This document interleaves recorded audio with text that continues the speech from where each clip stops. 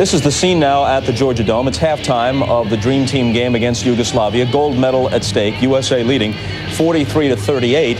And most of the fans, in fact, virtually all of them, think they're just waiting out the intermission period and awaiting the start of the second half. But very shortly, one of the most dynamic figures in the history of sports, let alone the Olympic Games, will be making his way out onto that court. There is Juan Antonio Samaranch, the president of the International Olympic Committee, and he will be making the presentation to Muhammad Ali. There is an apocryphal story that says that Ali, after returning from Rome as a teenager, having brought his country and himself glory, was turned away from restaurants because of segregation, faced racial slurs. That's not apocryphal. That undoubtedly happened.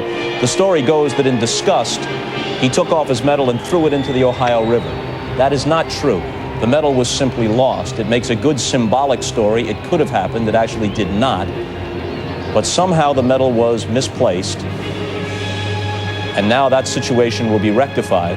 Muhammad Ali, who electrified the crowd at the opening ceremony at Olympic Stadium, lighting the Olympic flame, taking the torch from Janet Evans.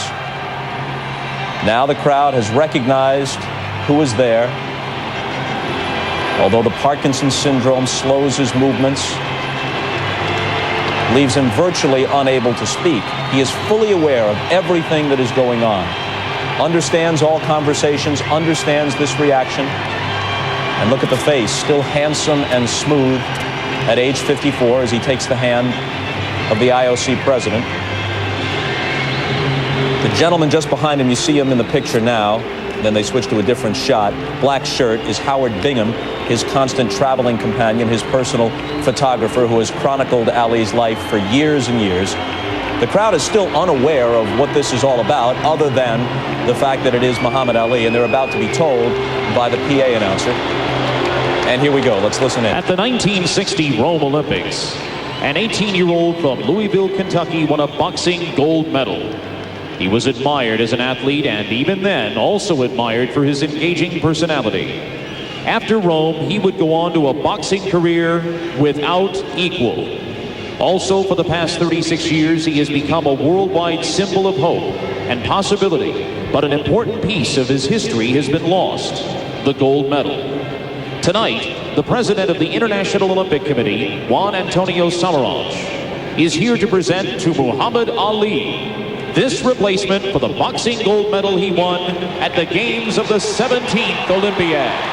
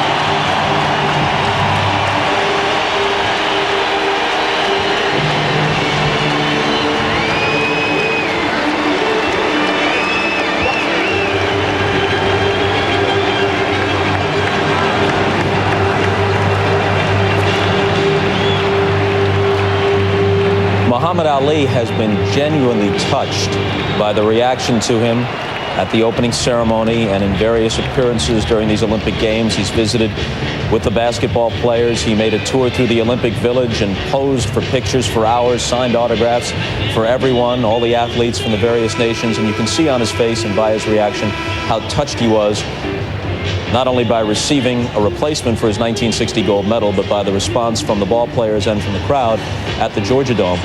Tomorrow afternoon at 4 o'clock Eastern Time on our afternoon coverage, we have about a 45-minute movie made by NBC Sports, which takes a look back at some of the key figures of the 1960 Olympic Games in Rome, and obviously Muhammad Ali is one of those figures. And if you have any time tomorrow afternoon at 4 o'clock Eastern, 1 o'clock Pacific, you might want to tune into that. We'll present it for about 45 minutes straight without commercial interruption. And we come back for the second half of the game between the USA and Yugoslavia with the Dream Team up by 5 after these messages.